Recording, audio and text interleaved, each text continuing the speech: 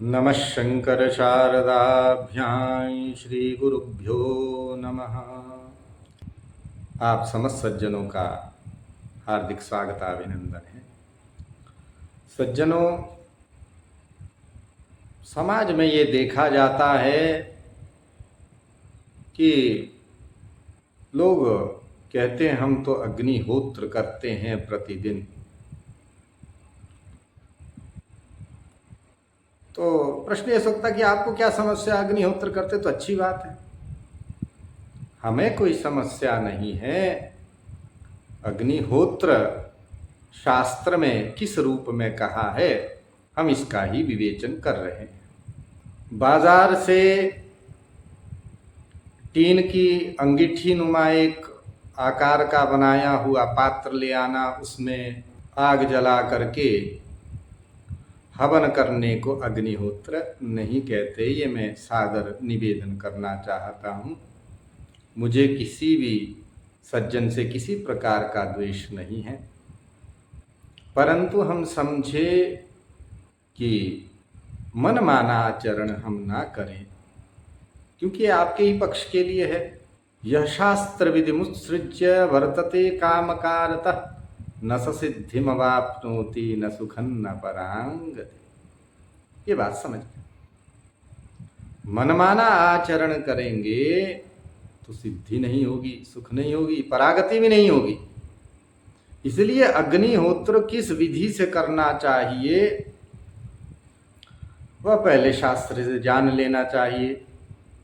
केवल बाजार से टीन का एक प्रकार की अंगीठी लेकर के उसमें आग जला करके आहुति देने से अग्निहोत्र नहीं होता।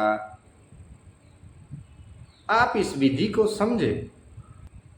अग्निहोत्र के लिए सबसे पहले स्मार्ताग्नि का संग्रह करना अत्यंत आवश्यक है, तभी आप अग्निहोत्र की ओर जा सकते हैं। ऐसे नहीं होता अग्निहोत्र का अनुष्ठान। षडंग सहित वेदादि विद्या का अध्ययन हो गया, गुरुकुल से विद्या समाप्त हो गई, स्नातक हो गया। जब गृहस्थ के लिए जाता है उस समय जो है स्मार्ताग्नि का चयन किया जा सकता है, ऐसे गृह्य सूत्रों में प्रतिपादित किया है। यदि ना हुआ हो तो तब कब करना चाहिए?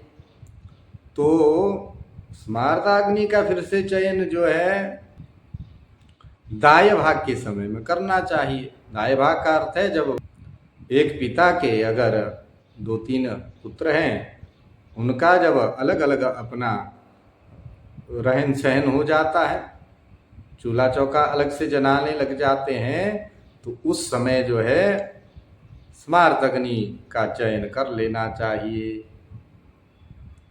उसके बाद दीक्षा आदि लेकर के अग्निहोत्र का भी जो है आप अनुष्ठान कर सकते, क्योंकि वेद अग्निहोत्र का विधान करता है। बहुत ही उच्च कोटि का यह कर्म जो है शास्त्रों में प्रतिपादित किया है। अतः सज्जनों, भ्रम में ना रहें। विधिवत जो जहाँ विषय कहा है उसको उसी रूप में लेना चाहिए। जहाँ अग्निहोत्र अनुष्ठान की बात कही है, वहीं पर उस अग्निहोत्र को किस विधि से करना चाहिए यह भी तो कहा है। आप केवल अग्निहोत्र मात्र ले रहे हैं, उसकी विधि नहीं ले रहे, ऐसा नहीं होता। जिस शास्त्र में जिस विषय में कहा गया है और उसकी जो विधि कही गई उसको उसी रूप में लेना चाहिए, उसी रूप में उसका अनुष्ठान करना चाहिए। उसी से जो है हमारा कल्याण होना है, मनमाने रूप से नहीं होना है। यह मेरा निवेदन आप समस्त सज्जनों से है।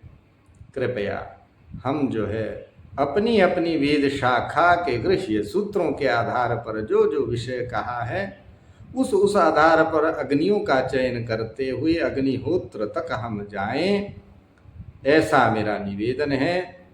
मनमुखी रूप से हम कर्म को ना करें, यही यहाँ भाव है इस विषय को प्रतिपादित करने का। अन्य कोई भी द्वेषादि रूप भाव मेरा नहीं है। आप समस्त सज्जनों का भगवती मंगल करे, इस ओर आपको जो है प्रेरित करे। ऐसी सद्भावना के साथ वाणी को विराम देते हैं। हर नमः पार्वती पतये, हर हर महादेव शंभो। जय श्री राम।